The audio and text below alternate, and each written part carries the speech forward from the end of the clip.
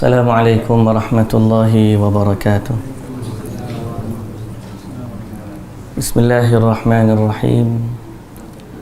Alhamdulillahi rabbil alamin. Wassalatu wassalamu ala ashrafil anbiya'i wal mursalin, Nabiyyina Muhammadin wa ala alihi wa sahbihi ajma'in. Rabbi syrah li sadri wa yassir li amri wa hlul 'uqdatan min lisani yafqahu qawli. Amma ba'du. Puji dan syukur bagi Allah Subhanahu wa ta'ala, Tuhan pemilik, pentadbir, pencipta, penguasa, yang maha pengasih lagi maha penyayang, yang telah menciptakan kita dan telah menciptakan sekalian alam. Selawat dan salam atas Nabi kita Muhammad sallallahu alaihi wasallam, juga atas ahli keluarga baginda, para sahabatnya dan para pengikutnya sehinggalah ke hari kiamat. Alhamdulillah. Alhamdulillah, syukur juga kepada Allah kerana mempertemukan kita pada malam ini.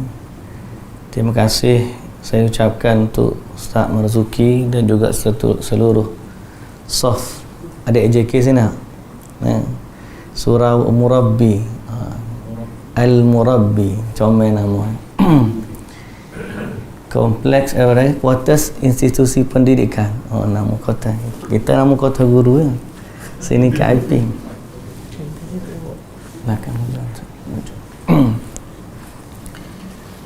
Alhamdulillah, Allah merezekikan kepada kita pertemuan pada malam ini sempena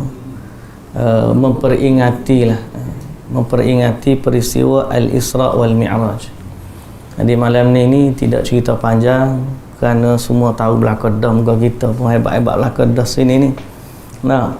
Cuma kita sekadar memberikan tazkirah, peringatan, orang panggil ulang kaji, murajaah, supaya peristiwa tu tetap segar dan tetap mekar dalam hati kita, untuk kita jadikan peristiwa ini sebagai sumber inspirasi dan motivasi dalam kehidupan kita.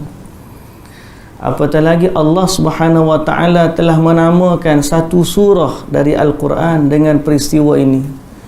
Walaupun ayat di dalamnya tidaklah banyak sangat cerita tentang peristiwa Al-Isra wal Mi'raj, tapi nama surah tu ada, sehingga kita kenal sebagai surah Al-Isra. Tujuannya untuk kita senantiasa ingat kepada peristiwa ini. Jadi insya-Allah malam ni kita mengimbau balik.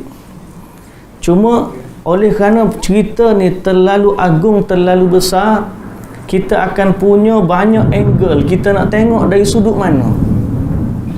Cerita ni terlalu agung, terlalu besar, kita nak tengok dari sudut mana boleh berlaku. Kerana apabila kita berbicara tentang Nabi kita Muhammad sallallahu alaihi wasallam, kita akan berbicara tentang manusia yang paling sempurna. Manusia yang paling sempurna letaklah dalam apa jua aspek kehidupan. Sebagai suamikah, dia yang terbaik. Sebagai pemimpin negarakah, dia yang terbaik. Sebagai panglima perangkah, dia yang terbaik. Sebagai seorang kawan, dia yang terbaik. Sebagai seorang anak, dia yang terbaik. Sebagai seorang ayah, dia yang terbaik. Dia adalah uswatun hasanah. Laqad kana lakum fi rasulillahi uswatun hasanah. Pada Rasulullah tu contoh teladan yang baik. Cuma malam ni tak banyak kita nak berkisah. Oleh kerana kita pun duduk di kuartus institusi pendidikan, surah pun Al-Murabbi, saya nak ambil angle tu je. Apa dia? Rasulullah sallallahu alaihi wasallam sebagai murabbi, guru kepada sekalian guru. Dia yang terbaik sebagai guru, dia yang terbaik sebagai murabbi, dia yang terbaik sebagai seorang pendakwah. Dan ini tugas utama baginda sallallahu alaihi wasallam. Tarbiyah, mendidik umat, mengajarkan kepada mereka adalah tugas utama Nabi kita Muhammad sallallahu alaihi wasallam. Dia diutuskan untuk mengajarkan manusia.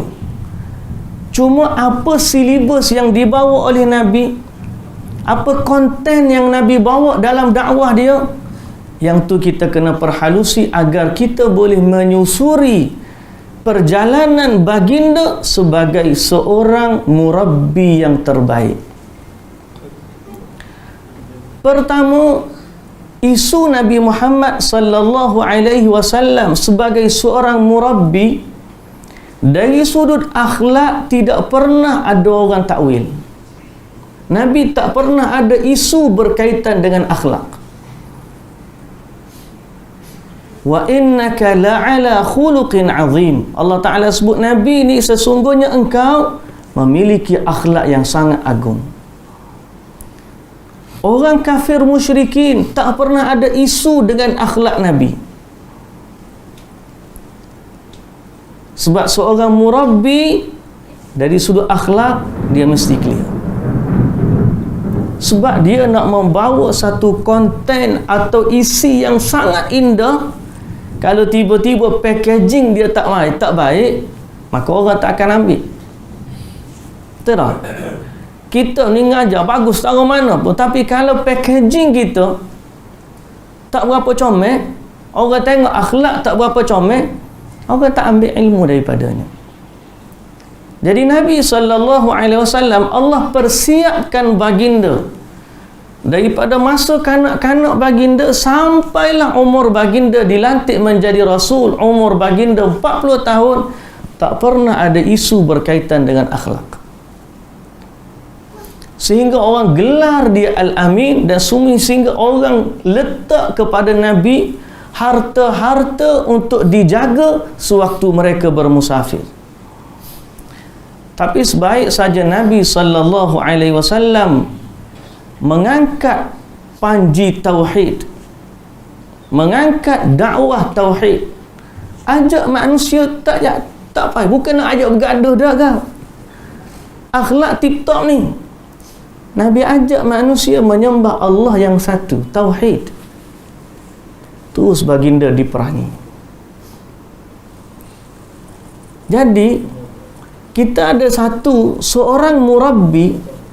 Kadang-kadang kita kena ambil dalam kepala kita, ujian Allah ni kadang-kadang bukan kerana peribadi kita, tapi kerana nature tempat ataupun tugas kita adalah tugas yang memiliki banyak cabaran. Sebagai seorang guru, kita ambil iktibar. Guru zaman kita ni mencabar. Wah, Facebook cerita macam-macam bodoh apa SPM. Mencabar, makin lama makin mencabar tugas guru. Tapi ketahuilah, tugas Nabi Muhammad sallallahu alaihi wasallam sebagai guru lagi mencabar daripada kita. Kalau kita boleh kata anak murid kata kita macam-macam, boleh jadi betul, boleh jadi tak betul. Mungkin kita baik dah, tapi ada akhlak kita yang mungkin boleh dipertikai, tapi Nabi sallallahu alaihi wasallam tak ada. Tapi kerana nature dakwahnya, akhirnya Nabi diperangi. Sehingga Nabi SAW waktu dia bentangkan cerita dia di Gua Hira kepada Waraqah bin Naufal, apa yang berlaku? Waraqah bin Naufal kata apa? Kalaulah aku panjang umur sewaktu kamu diperangi oleh kaum kamu, nescaya aku akan bersama dengan kamu. Kata Nabi SAW, awa mukhrijiyahum, apakah aku akan dihalau daripada Mekah?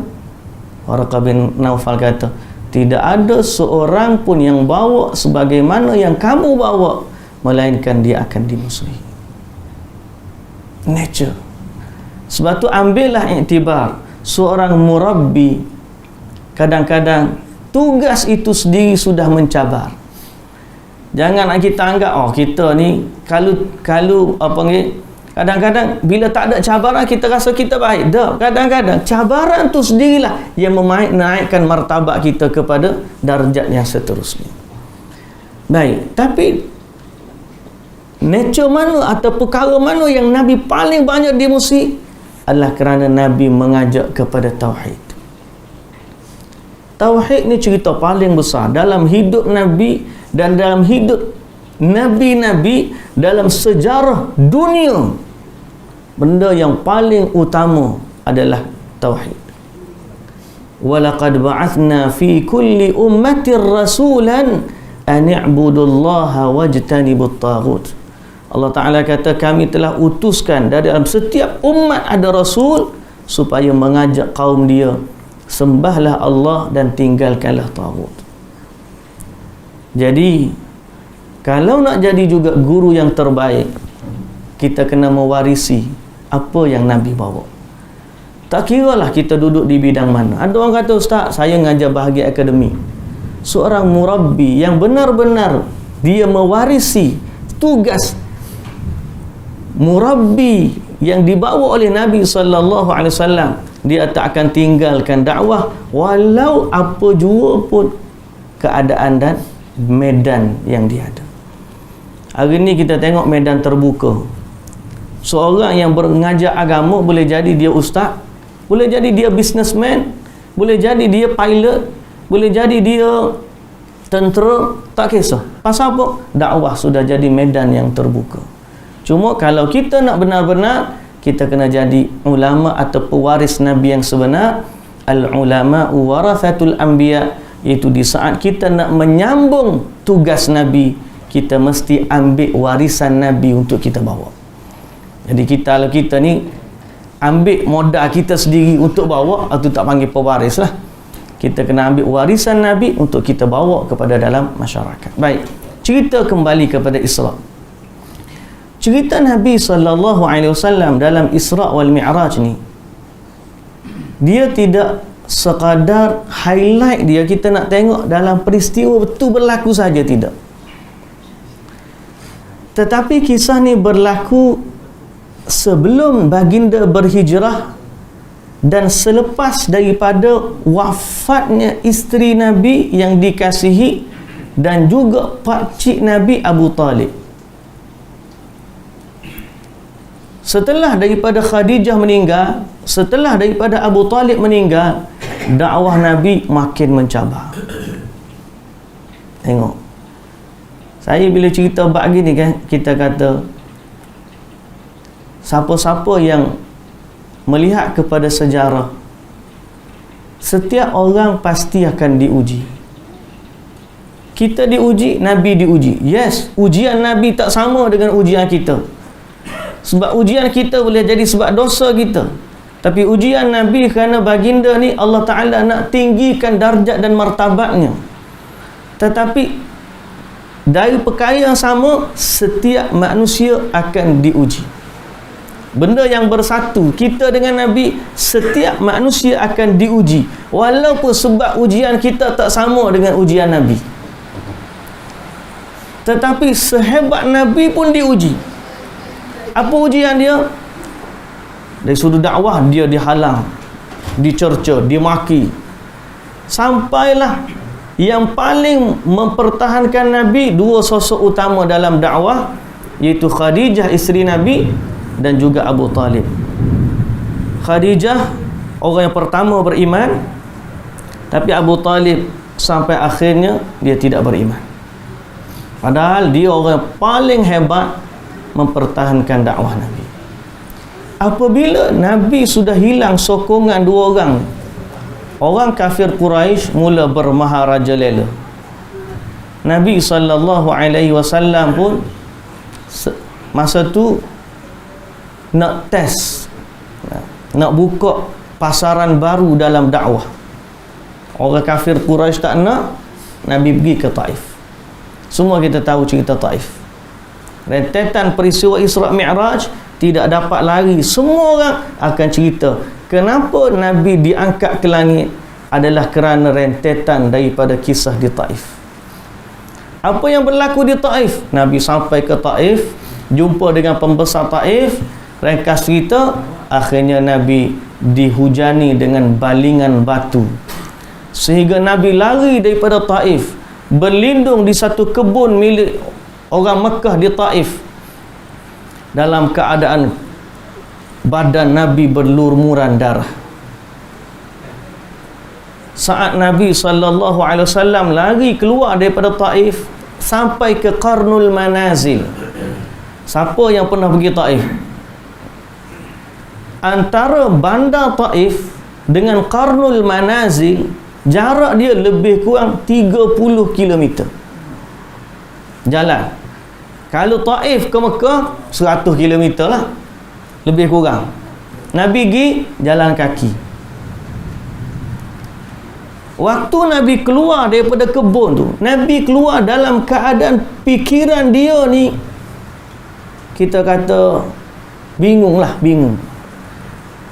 Nak balik Mekah, oh, dia dimusuhi. Nak cari tempat dakwah baru, dimusuhi, dibaling batu. Nak pergi ke mana? Nabi berjalan dalam keadaan bingung, tak tahu nak buat apa. Sehingga dalam hadis sebut, tiba-tiba dia sampai ke Qarnul Manazil. Berjalan tu tak tahu apa, kerana dihujani dengan batu-batu yang dibaling oleh orang Taif. Tiba-tiba datang malaikat penjaga gunung, cerita semua kita tahu. Dia tawar kepada Nabi, kalau nak malaikat hempak, Jibril kata, kalau nak suruh malaikat gunung ni hempak gunung ke atas penduduk Mekah dan Taif ni, nescaya mereka akan hancur dihempak gunung. Tapi Nabi SAW akhirnya Nabi mengadu kepada Allah, ya Allah, kalaulah Nabi SAW sebut tentang dia mengadu kepada Allah tentang orang Taif, dia tak kisah kalau orang Taif ni benci atau halau dia, selagi mana Allah redha kepada Nabi SAW. Akhirnya setelah daripada peristiwa tersebut, dan inilah peristiwa yang menjadi ingatan dalam dakwah Nabi SAW. Setelah daripada tu Nabi masuk balik ke Mekah, tak ada dah Abu Talib, tak ada dah Khadijah, dihujani dengan macam-macam perkara. Akhirnya Allah Subhanahu Wa Taala bawa Nabi SAW berjalan naik ke Sidratul Muntaha, naik ke langit pertama, langit kedua, langit ketiga, langit keempat, langit kelima, sampai langit ketujuh, sampai ke Sidratul Muntaha. Sampai di situ Jibril pun berhenti, Nabi SAW naik bertemu dengan Allah Azza wa Jalla.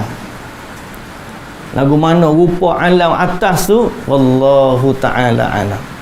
Kita hanya boleh dengar cerita, nak bayang tak boleh, sebab bagai ilmu ghaib kita tak tahu. Cuma kita boleh kata wallahu ta'ala a'lam. Sampai atas jumpa dengan Allah Azza wa Jalla. Batu Nabi SAW, kita beriktikad Nabi naik ke langit dengan ruh dan jasad dia. Dia kalau kita kata ruh saja, jasad duduk bawah, naik ruh saja, macam orang mimpi. Tak, Nabi tak mimpi. Naik sidrat, naik ke langit tu memang dengan ruh dan jasad saja. Kalau jasad saja tanpa ruh tu orang mati. Jadi kalau ruh saja naik tanpa jasad tu mimpi.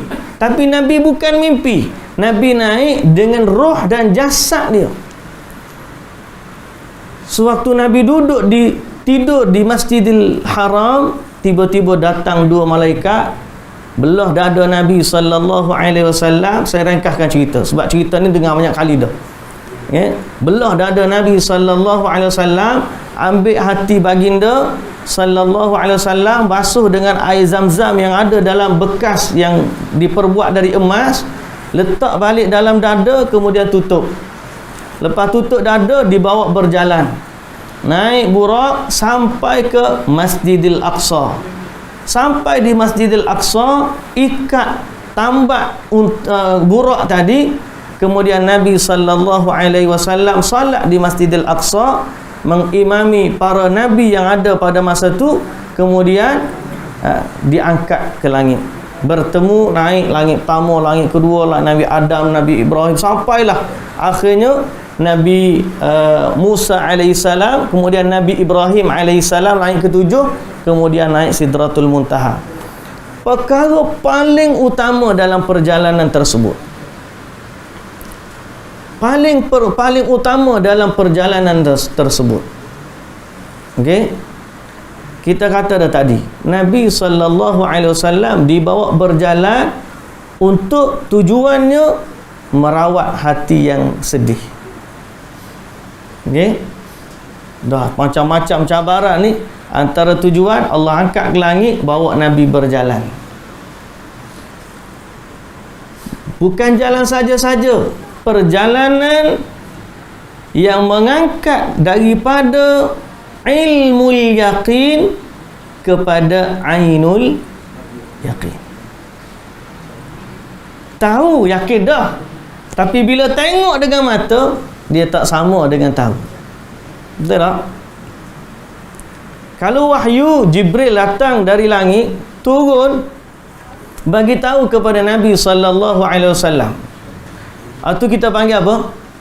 Ilmu. Wahyu datang dengan ilmu, ilmu yaqin. Tapi Nabi sallallahu alaihi wasallam bila diangkat ke langit, naik sampai naik Sidratul Muntaha, dibawa berjalan, tengok syurga, tengok neraka, tengok azab. Mana itu bertambah keyakinan pada Nabi sallallahu alaihi wasallam. Kita tak sampai tahap tu, tapi kita akan diuji dengan keimanan kita kepada Nabi sallallahu alaihi wasallam. Sejauh mana kita percaya cerita Nabi ni? Kita kena ingat, antara maksud cerita ni di hujungnya adalah ujian kepada orang-orang kafir, ujian kepada orang-orang yang beriman. Ada orang beriman, masa tu mereka ragu. Orang kafir apatah lagi. Tapi Abu Bakar As-Siddiq akhirnya dia mendapat gelaran As-Siddiq kerana dia beriman dengan Nabi sallallahu alaihi wasallam. Boleh faham? Okey. Jadi apa inti utama perjalanan tersebut? Pertama, ia adalah satu tasliyah, motivasi ataupun merawat kedukaan Nabi sallallahu alaihi wasallam. Okey. Kemudian yang kedua, apabila Nabi sallallahu alaihi wasallam naik ke langit, ini adalah bukti juga tentang yang kita sebut di awal tadi, keutamaan tauhid. Allah Subhanahu wa taala nak menunjukkan apa yang selama ini diimani, setelah dilihat dengan pandangan yang sebenar, maka bertambahlah keyakinan terhadap Allah. Kita benda tak tengok. Hari ni kita beriman dengan semua ni hanya sebab beriman dengan Nabi sallallahu alaihi wasallam. Dan inilah ujian paling besar orang zaman lah ni. Bukan zaman lah ni pun, sejak daripada zaman dulu lagi, Bani Israel sudah diuji dengan benda nombor dua ni. Bani Israel sampai minta dengan Nabi Musa alaihi salam, boleh tak kami nak tengok Allah? Lagi dia tak nampak, dia tak beriman. Arinallaha jahrah. Sampai Nabi Musa alaihissalam bagi tahu kepada Allah, ya Allah, nak tengok. Apa berlaku? Pengsan Nabi Musa alaihissalam. Tapi dalam bab ni, Nabi sallallahu alaihi wasallam pernah ditanya oleh Aisyah radhiyallahu anha, apa Nabi pernah melihat Allah waktu dalam peristiwa Isra wal Mi'raj? Apa jawapan Nabi sallallahu alaihi wasallam? Nabi kata, nurun anna arahu. Cahaya. Makna ada hijab daripada cahaya sehingga Nabi tak nampak Allah. Tapi i'tiqad kita ahli sunnah wal jamaah berdasarkan hadis Nabi, peristiwa Isra wal Mi'raj, peristiwa Nabi Musa alaihissalam membuktikan kepada kita satu perkara, Allah Azza wa Jalla tidak boleh dilihat oleh manusia sewaktu mereka hidup di dunia. Sebab apa? Nabi pun tak tengok, Nabi Musa pun tak tengok, orang lain tak payah mimpi lah. Tapi orang diuji, dia tak tengok, dia tak beriman. Ni masalah. Orang-orang etis, orang-orang hak lain, dia guna akal, dia nak beriman dengan panca indera, dia tunggu nak tengok Tuhan baru nak beriman. Sedangkan ada banyak lagi bukti-bukti, tanda-tanda kekuasaan Allah untuk kita menguatkan keimanan kepada Allah. Cuma akidah ahli sunnah berdasarkan hadis Nabi, kalaulah orang tanya, habis tu selamanya ke kita tak boleh tengok Allah? Jawapan dia, boleh, tapi dengan satu syarat. Kalau betul orang beriman kepada Allah, dia nak tengok Allah, boleh. Satu syarat. Syarat dia masuk syurga dulu. Kerana Allah Azza wa Jalla hanya memperkenankan dirinya untuk dilihat kepada ahli syurga, dan di saat dia menganugerahkan itu adalah sebesar-besar nikmat dalam hidup seorang manusia. Dalam hadis Nabi sallallahu alaihi wasallam, Nabi sebut tentang ayat Quran surah Yunus, lilladzina ahsanul husna wa ziyadah, bagi orang yang berbuat baik dia akan dapat syurga dan tambahan kepada nikmat syurga. Apa itu tambahan kepada nikmat syurga? Disebut dalam hadis Nabi sallallahu alaihi wasallam cerita, apabila ahli syurga dah masuk syurga, ahli neraka dah masuk neraka, maka Allah Subhanahu wa taala tanya kepada ahli syurga, nak dah aku tambahkan lagi nikmat? Ahli syurga kata apa? Ya Allah, kami dah dapat banyak dah. Engkau dah selamatkan kami daripada api neraka. Engkau dah ampunkan dosa-dosa kami. Engkau dah masukkan kami ke dalam syurga. Cukup dah bagi kami. Allah Subhanahu wa taala kata, dia nak bagi tambah lagi.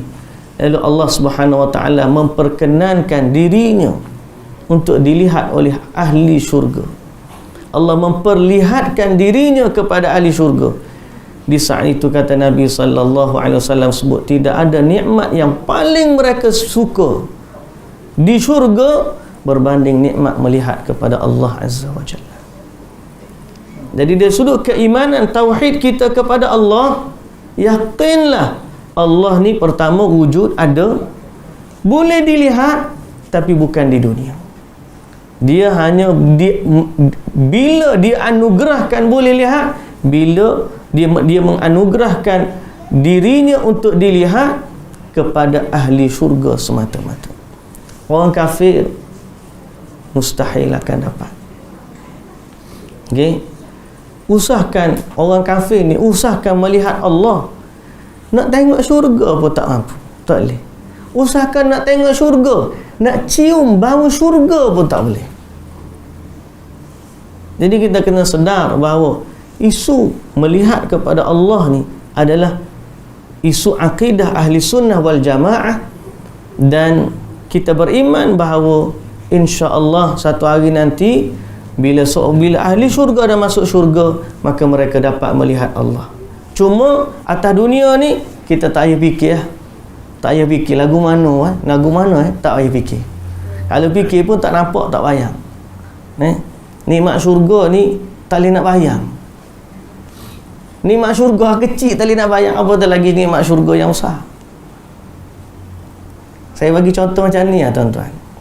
Kadang-kadang orang ni dia nak fikir juga, dia nak bayang juga. Kita kata nikmat syurga ni tak boleh nak bayang. Dia kata boleh nak bayang. Kita kata tak usahkan nak bayang nikmat syurga. Bayang benda atas dunia pun kita tak mampu dah. Bidadari indah tak? Cantik tak? Cantik. Secantik mana? Tak tahu. Boleh nak bayang? Tak terbayang. Contoh lain yang lebih rendah daripada bidadari, Nabi Yusuf alaihissalam. Handsome tak Nabi Yusuf? Semua kita tahu dia handsome. Macam mana dia Nabi Yusuf? Orang serupa kita. Ada dua mata, ada hidung, ada mulut, ada telinga. Tu baru tara kita. Cuba bayang Nabi Yusuf lagu mana? Nabi Yusuf ke kita tak mampu nak bayang dah. Apatah lagi bidadari syurga. Apatah lagi syurga. Dan apatah lagi pencipta kepada syurga yang maha indah. Itulah Allah Azza wa Jalla. Lagilah tak mampu. Cuma kita beriman bahawa apa yang kita sebut tadi berdasarkan daripada hadis-hadis Nabi sallallahu alaihi wasallam. Doalah kepada Allah, ya Allah, jadikanlah aku ni ahli syurga, supaya nanti satu hari aku dapat bertemu dengan Tuhanku. Minta supaya Allah Ta'ala jangan haramkan kita daripada melihat kepadanya di akhirat kelak. Baik. Poin nombor 2 perjalanan Isra ialah poin nombor 2, nombor 4 dah kita. Yang keempat ataupun kedua dalam perkara paling utama dalam peristiwa Al-Isra adalah cerita perjalanan ini Nabi sallallahu alaihi wasallam menerima kefarduan salat. Hasil perjalanan ni paling utama Nabi bawa balik apa? Salat. Siapa yang dengar cerita tapi tak ambil faedah daripada cerita, tak ada mana. Jalan punya jauh, habis cerita, turun bawah semula, akhir sekali tak dapat apa-apa, rugi. Perjalanan yang paling besar ni Nabi bawa outcome dia satu benda paling utama, iaitulah salat. Dan semua kita tahu waktu mula-mula Allah perintahkan, pertama kali Nabi jumpa 50 kali salat. Turun bawah, lalu Nabi Ibrahim alaihissalam, Nabi Ibrahim tak kata apa. Turun langit ke-6, jumpa Nabi Musa alaihissalam. Nabi Musa yang bagi tahu Nabi Muhammad sallallahu alaihi wasallam, naik balik minta dengan Allah, aku dah cuba dah Bani Israel, mereka tak mampu. Nabi Muhammad pun naik, sekali naik dapat kurang 5. Turun, Nabi Musa kata naik lagi, naik balik dapat lagi kurang 5. Turun naik sehingga akhirnya tinggal 5. Tinggal 5 ni, turun sekali lagi. Tu pun Nabi Musa kata naik sekali lagi. Nabi Muhammad kata aku malu dah. Jawab dia, orang kita rugi tak naik sekali lagi. Apa kita ni lah, apa kita jawab dia tu. Dah kalau sekali naik 5, tinggal 5, naik sekali lagi, pakai dok dah lah. Tak? Rasa rugi ke tak rugi? Tapi kita kena tengok salat ni sebagai anugerah, nikmat, hadiah. Bagaimana seorang hamba tu berhubungan dengan Allah.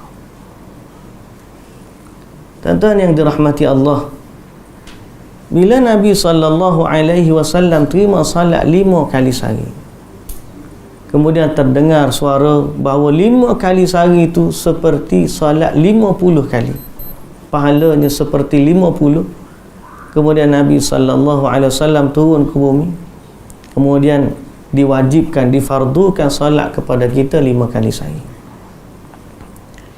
Apa inti hubung kait peristiwa Isra dengan salat yang kita lakukan? Macam mana kita nak jadikan peristiwa Isra ni senantiasa ada dalam hati kita di saat kita salat? Dan kenapa Allah Ta'ala memfardukan kefarduan salat dengan peristiwa Isra wal Mi'raj? Maknanya apa? Sampai Nabi ni diangkat ke langit, ambil salat langsung dari Allah tanpa perantaraan Jibril alaihi salam. Mesti ada nilai istimewa, bukan benda main-main. Syariat lain semua datang melalui wahyu. Jibril alaihi salam bagi kepada Nabi sallallahu alaihi wasallam, turun Jibril bagi tahu Nabi, turun Jibril bagi tahu Nabi. Jibril adalah perantara antara Nabi dengan Allah. Tapi dalam kefarduan salat, Allah Ta'ala tidak fardukan melalui perantaraan Jibril, Sebaliknya Allah Ta'ala jemput Nabi, diperintahkan di hadapan Allah Azza wa Jalla secara langsung. Mesti istimewa solat ni, bukan main-main. Sebab tu setiap kali kita kena solat, kita kena menghargai perkara ni. Kita sedang melakukan satu perkara yang Allah Ta'ala fardukan secara langsung. Apa hubung kait dia? Apa relatif dia antara salat dengan Isra' wal Mi'raj? Saya suka kita tengok cerita ni, kalaulah dilihat Isra' wal Mi'raj adalah satu perjalanan menuju Allah, maka itulah yang kita lakukan apabila kita salat. Sehingga apa yang Allah Ta'ala ajarkan kepada kita dalam salat kita adalah seakan-akan kita menghadap Allah di hadapannya. Okey? Kita ambil konsep Isra' wal Mi'raj dengan salat. Sebelum Isra' wal Mi'raj, Nabi dibersihkan hatinya. Dengan apa? Air Zam-Zam, hatinya dibasuh dengan air Zam-Zam. Maka untuk salat, kita disyariatkan untuk membersihkan diri. Okey? Tapi dia kata Nabi bersihkan hati, kita bersihkan anggota. Tak sama. Memang tak sama. Tetapi Allah Azza wa Jalla berdasarkan hadis Nabi sallallahu alaihi wasallam, apabila seorang hamba itu berwudu, maka bersama wudu itu gugurlah dosa-dosanya. Maknanya wudu bukan sekadar membersihkan anggota, tapi wudu sebenarnya juga membersihkan jiwa. Cuma atas kita lah berasa lagu mana. Kadang-kadang kita ambil wuduk basuh begitu-begitu gini, kita anggap dia adalah untuk membersihkan anggota. Tapi sebenarnya wuduk membersihkan juga jiwa. Bila orang ambil wuduk, gugur daripadanya dosa. Sebab apa kita disyariatkan? Supaya kita bertemu dengan Allah dalam keadaan jiwa kita bersih. Tapi itulah masalah orang kita. Kadang-kadang kita ni dah cek banyak dah. Bab-bab kebersihan anggota tip-top. Tapi sampai dalam bab kebersihan jiwa, dia tak berasa. Perumpamaan Al-Imam Al-Ghazali dia sebut tentang perumpamaan yang kita boleh ambil lah. Contoh dia bagi. Kita bila kita salat menghadap raja, kita bawa sesuatu. Perumpamaannya seperti orang yang menghadiahkan sesuatu kepada raja. Ambillah kata sebagai contoh, seorang tu menghadiahkan hamba wanita yang cantik kepada maharaja. Tiba-tiba dia bagi wanita tu cantik dah, rohnya tak ada. Apa jadi? Orang mati, comel tapi mati. Oh, panggil inna lillah. Seorang lagi mari hadiah juga, wanita cantik rupanya tapi kudung tangannya. Begitulah sifat kita menghadap Allah. Kita nak bawa salat yang tak ada roh, atau kita nak bawa salat yang tidak sempurna, adalah ibarat seperti orang yang mempersembahkan sesuatu kepada sang raja, tapi waktu dia persembahkan perkara itu tidak sempurna. Salat ni kita mesti anggap dia adalah perjalanan kita menuju Allah. Orang kafir sampai peringkat dia boleh kata, baru ni cerita, kalau dengar cerita tentang Ibu Yati, aja dengar tak? Hak ajaran sesat terbaru ni, Ibu Yati. Dia punya tok guru profesor tu lah, Dr. Hamid tu, bekas pensyarah tu. Dalam diskusi dia tu, dia cerita Allah ni bukan Tuhan lagi, ada lagi Tuhan pada dia. Pasal bukti dia, Dalam Quran, dah Allah Ta'ala sebut iyyaka na'budu wa iyyaka nasta'in. Hanya kepadamu aku sembah. Tu ayat siapa? Dia kata ayat Allah. Jadi Allah yang kata hanya kepadamu aku sembah. Maksudnya Tuhan, ada Tuhan lagi. Jadi pening lagu ni. Tuan-tuan yang dirahmati Allah, Fatihah ni Allah ajar kepada kita cara kita solat, cara kita menghadap dia. Dia ibarat contoh macam ni kan. Kalau kita nak pergi menghadap raja, dia ada satu pegawai protokol dia. Nah, pegawai protokol ni akan ajar kepada kita, nanti depan raja nanti mu cakap benda ni je, jangan cakap benda lain. Ada pegawai protokol kita, dia akan bagi tahu dah. Depan raja kena cakap macam ni je, jangan cakap benda lain. Nak minta raja, jumpa raja kena minta dengan dia. Boleh insya-Allah. Dia protokol lagu tu. Jadi bila kita gitu, kita tak dah tahu dah nak kata apa. Allah ni, oleh kerana dia merahmati hambanya, dia dah ajar dah kepada hamba waktu menghadap dia membaca gapo, mesebut gapo. Sebab tu dalam hadis Nabi SAW sebut, Allah Ta'ala kata, qasamtu baini wa baina abdi. Aku, surah Fatihah ni aku bagi antara aku dan hamba-ku. Maknanya dalam surah Fatihah ada bahagian untuk Allah, ada bahagian untuk hamba. Bila bahagian untuk Allah, alhamdulillahi rabbil alamin, segala puji bagi Allah, Tuhan sekalian alam. Kita puji dia. Ar-Rahmanir Rahim, Maha Pengasih lagi Maha Penyayang. Kita puji dia. Maliki Yaumiddin, Tuhan pemilik hari pembalasan. Kita puji lagi dia. Mari ayat seterusnya, iyyaka na'budu wa iyyaka nasta'in. Hanya kepadamu ya Allah aku sembah, dan hanya kepadamu ya Allah aku minta pertolongan. Kata Allah Subhanahu wa taala, hadza baini wa baina 'abdi wa li 'abdi ma sa'al. Ayat ni, ini adalah antaraku dan hambaku, dan bagi hambaku apa yang dia minta. Jadi bermula daripada iyyaka na'budu adalah bahagian kita sebagai hamba. Ayat ni antara kita dengan Allah. Ayat atas alhamdulillah rabbil alamin arrahmanir rahim maliki yaumiddin, semua ni puji untuk Allah. Jadi kita menghadap Allah tu mula-mula kita puji dia, kemudian kita mengaku dia Tuhan kita dan kita hamba dia, iyyaka na'budu wa iyyaka nasta'in. Lepas tu kita minta dengan dia petunjuk, ihdinas siratal mustaqim siratal ladzina an'amta 'alaihim ghairil maghdubi 'alaihim waladdallin. Bukankah di saat itu sama seperti kita duduk di hadapan Allah? Ayat tu, bukankah saat tu sama kalau kita menghadap orang yang ada depan kita?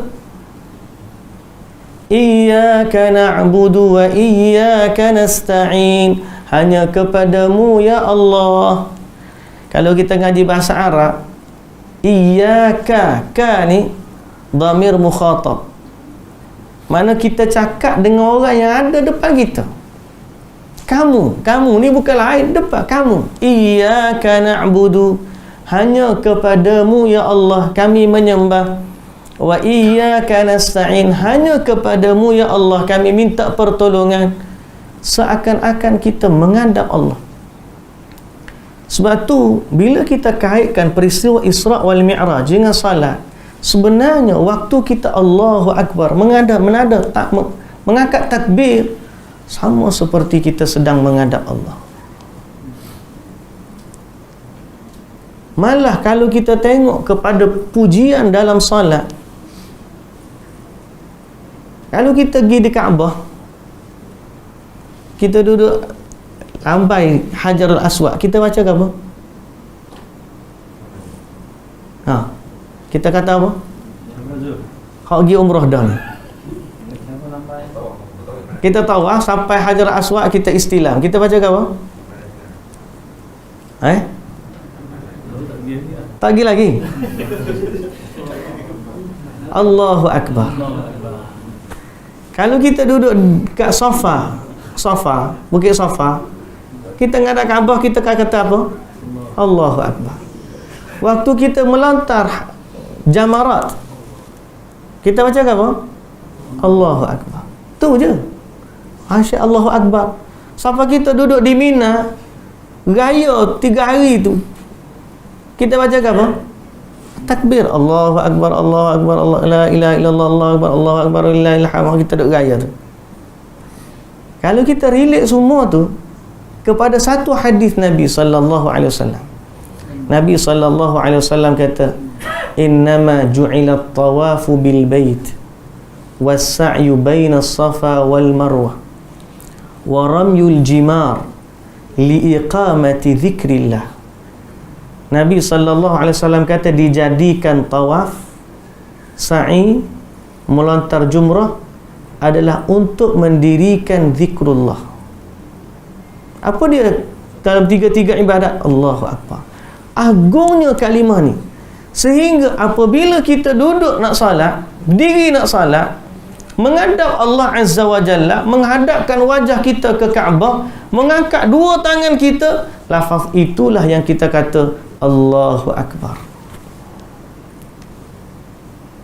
Sebab tu saya kata, kalau orang faham peristiwa Isra' wal Mi'raj dan dia jadikan peristiwa ni sebati dalam diri dia untuk setiap kali dia salat, dia akan rasa kemanisan menghadap Allah Azza wa Jalla.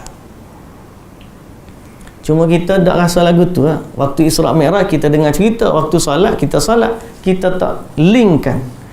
Dua tu tak synchronize. Padahal ada sebab Allah Ta'ala perintahkan salat tu secara langsung kepada Nabi sallallahu alaihi wasallam. Jadi sebab tu kita katakan, terutamanya adik-adik kita, ya, belajarlah, fahamilah erti kita menghadap Allah, erti kita salat. Waktu kita salat, salatlah dengan sempurna, salatlah seakan-akan kita sedang menghadap Allah Azza wa Jalla, kerana itulah lafaz yang kita ucapkan. Muslimin dan muslimat yang dirahmati Allah Subhanahu wa ta'ala, peristiwa ini juga di akhirnya menjadi ujian keimanan. Okey, peristiwa ni lepas Nabi turun, Nabi nak bagi tahu kepada orang kafir, pergi salam satu malam, pergi ke Masjidil Aqsa, daripada Masjidil Aqsa naik ke langit, kemudian turun balik, kemudian datang semula ke Mekah. Cabaran. Ada kita baca tafsir, kita akan dapati banyak sangat ejekan orang kafir terhadap Nabi. Kerja dia memang ejek. Mereka ni, cerita Nabi Nuh AS buat kapal, kena ejek. Cerita Nabi-Nabi raja, cerita hari akhirat, kena ejek. Dia memang tak percaya. Tiba-tiba nak bagi tahu cerita yang Allahu Akbar. Pagi tu Nabi duk fikir lagu mana nak hari. Betul tak? Sehingga Abu Jahal hari cerita gapa ada hari ni.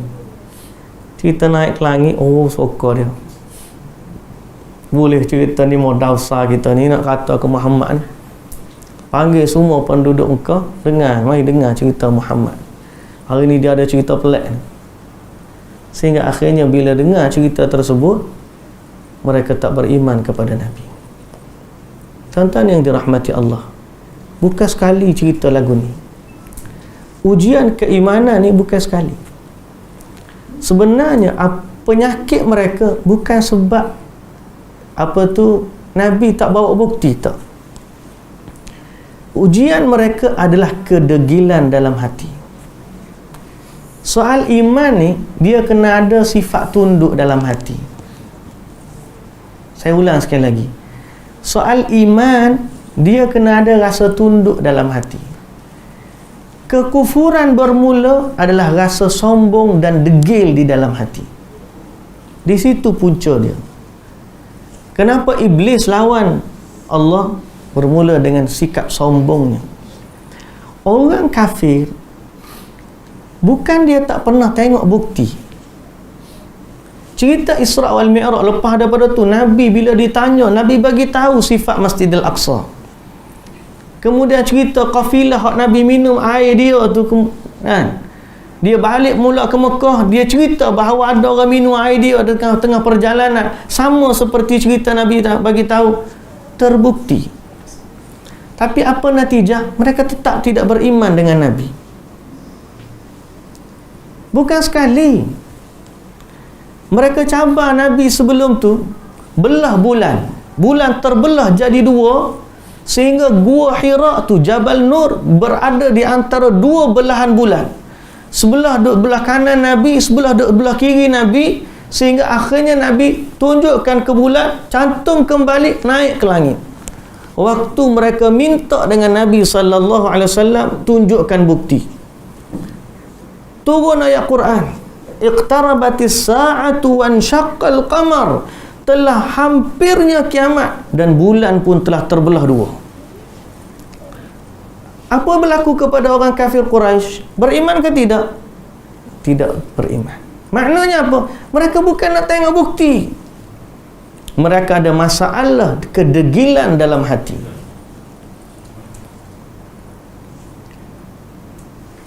Lagi berlaku peristiwa Nabi ini diboikot dalam Kaabah, diboikot di Syaib Amir, perkampungan kabilah Nabi. Perjanjian orang kafir, semua orang boikot Bani Hashim. Tak boleh berjual beli dengan mereka, tak boleh nikah kahwin dengan mereka, tak boleh buat apa-apa hubungan. Surat perjanjian ditandatangani, gantung dalam Kaabah. Selama surat tu ada, mereka tidak akan dapat keluar daripada boikot ni. Susah keluarga Nabi Bani Hashim masa tu. Setelah 3 tahun dalam pengusiran lah kita kata, akhir sekali Allah Ta'ala hantar anai-anai makan surat perjanjian dalam Kaabah. Kemudian orang bagi tahu, Allah wahyukan kepada Nabi, surat tu dah hancur. Nabi bagi tahu kepada Abu Talib, sebelum daripada itulah Abu Talib masih ada lagi. Abu Talib bagi tahu kepada orang kafir Quraisy, surat tu dah tak ada. Mereka kata macam mana boleh tak ada kalau dia duduk dalam Kaabah. Sampai Abu Talib kata gini, kita buat perjanjian, kalau surat tu betul tak ada, bebaskan kami daripada pengusiran ini, boikot ini. Kalau surat tu ada, silakan kamu ambil anak saudara aku, buatlah apa yang kamu nak suka. Oh, dia dengar macam tu, seronok, deal, jadi, kira jadi. Buka-buka Kaabah, betul surat tu dah hancur sebagaimana Nabi SAW bagi tahu. Bukti depan mata. Beriman kata beriman, tetap tidak beriman. Masalah apa sebenarnya orang kafir ni? Bukan masalah bukti. Kamu cerita dengan orang etis segala semua, bukti Tuhan ni wujud, beratus, beribu bukti Tuhan wujud, tapi mata dia tetap tak nampak. Allah Ta'ala kata, fa innaha la ta'mal absar walakin ta'mal qulubul lati fis sudur. Yang sebenarnya buta adalah hati yang ada di dalam dada. Ini masalah utama. Bila bercakap tentang keimanan, kita kena ada sifat tunduk kepada wahyu. Tunduk kepada wahyu. Jangan sampai bila datang wahyu kepada kita, kita ada sikap menentang. Jangan. Sebab ini yang berlaku kepada orang Quraisy. Sampai mereka minta, akhir sekali dia minta apa? Dia minta apa? Dia minta Bukit Safa ditukar jadi emas. Bukit Safa tu tukar jadi emas. Nabi SAW minta dengan Allah, ya Allah, boleh tak tukar? Bahasa mudah kita lah, boleh tak tukar Bukit Safa ni jadi emas? Jibril alaihissalam turun. Boleh, tak ada masalah. Allah Ta'ala kata boleh, tak ada masalah. Tapi dengan syarat, sekiranya setelah bukit tu ditukar jadi emas, mereka tetap kufur kepada Allah, maka nantikan azab yang tidak pernah lagi diturunkan sebelumnya. Fa inni u'adzibuhu 'adzaban la u'adzibuhu ahadan minal alamin. Aku akan azab mereka dengan azab yang tidak pernah aku azab seorang pun di alam ini. Maknanya berat lagi daripada azab kaum Nabi Lut, berat lagi daripada azab kaum Nabi Nuh, berat lagi daripada azab Fir'aun dan kaum dia, berat lagi daripada semua bentuk azab yang kita pernah dengar. Nabi SAW bila dengar gitu, tak jadi. Minta dengan Allah, ya Allah, biarlah, berilah tempoh kepada mereka, biar mereka boleh bertaubat kepada Allah. Rahmatnya Nabi SAW dengan umatnya. Cuma itulah kita nak kata, penyakit yang ada dalam hati orang kafir bukan kerana tak ada hujah, tapi kerana dalam hatinya ada kesombongan.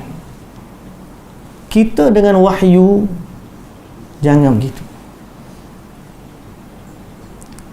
Wa ma kana li mu'minin wala mu'minatin, apa tu, wa ma kana lil mu'minin wala mu'min idza qadallahu wa rasuluhu amran an yakuna lahumul khiyaratu min amrihim.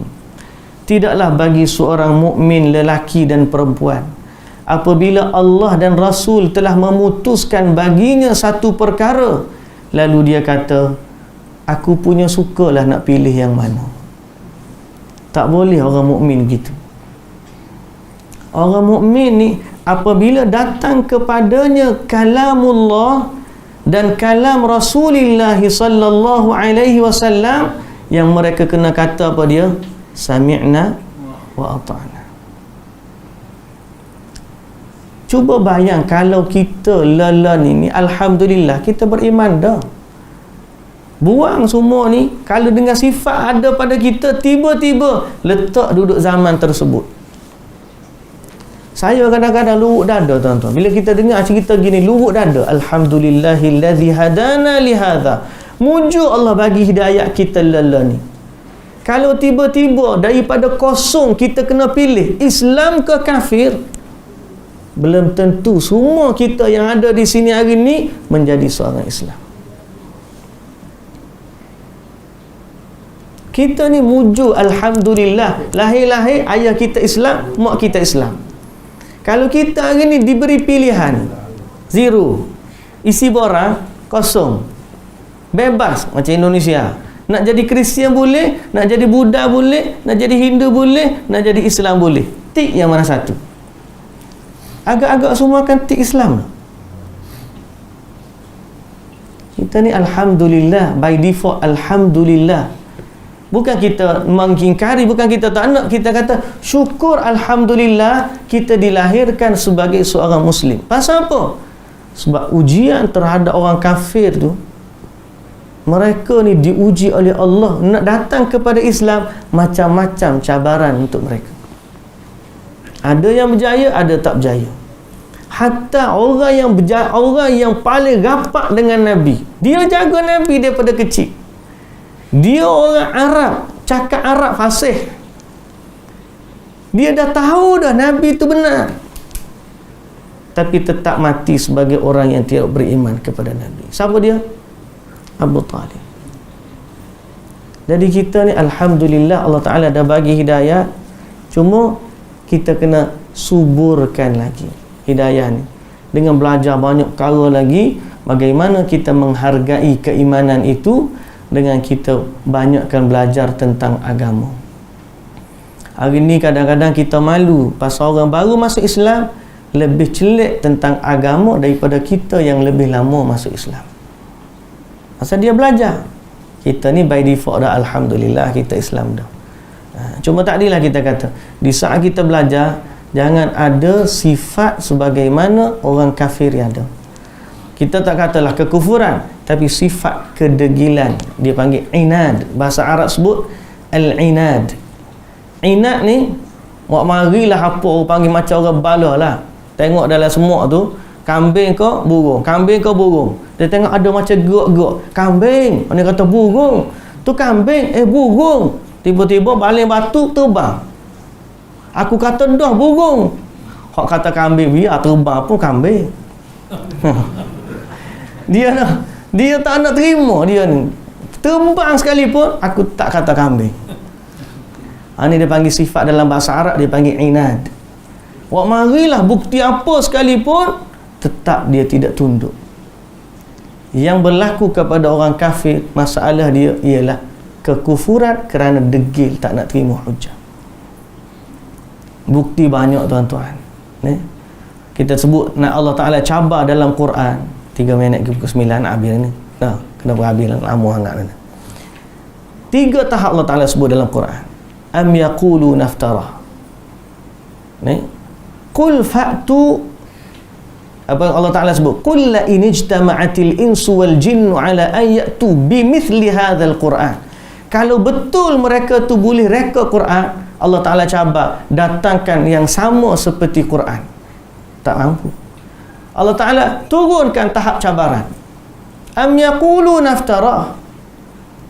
Qul fa'tu bi'ashri suwarin mithlihi. Apakah Nabi tu reka Quran? Kalau betul dia reka, kamu rekalah juga. Kamu datangkan 10 surah. Turun sikit cabaran. 10. Daripada satu Quran, turun jadi 10. Tak mampu. Allah Ta'ala challenge. Satu lagi. Am yaqulu naftara. Qul fa'tu bi suratin min mithlih. Wah, mari satu surah ya sama seperti Quran. Tak mampu juga. Tapi dengan tak mampu, tak boleh hujah, degil situ. Jadi kita ambil iktibar daripada peristiwa Al-Isra' wal Mi'raj. Berimanlah dengan Nabi SAW. Jagalah tauhid kita, jagalah salat kita, kempenlah anak-anak kita untuk salat. Alhamdulillah, surau kita ada, boleh salat berjamaah. Ajak semua turun biar penuh, tak muat surau ni. Kempenlah dakwah tu milik kita semua. Jadilah pewaris Nabi, dan jangan kerana kita ditohmah, dicaci, diuji sikit baru kita pun kita tak nak buat kerja dakwah. Kerja dakwah ni untuk semua orang, tak kira siapa. Selama dia seorang Muslim, maka dia mesti ada tanggungjawab untuk menyampaikan risalah ni kepada orang lain. Mudah-mudahan Allah Subhanahu Wa Taala memberkati kita semua. Baik muslimin dan muslimat yang dirahmati Allah, pada setakat tu dululah malam ni perkongsian kita berkaitan dengan peristiwa Al-Isra' wal Mi'raj dan iktibar yang dapat kita ambil daripadanya. Mudah-mudahan Allah Subhanahu Wa Taala memberkati kita semua. Wallahu taala alam. Subhanakallahumma wa bihamdika asyhadu an la ilaha illa anta astaghfiruka wa atubu ilaik. Aqulu qawli hadza wa astaghfirullahal azim li wa lakum. Assalamu alaikum warahmatullahi wabarakatuh.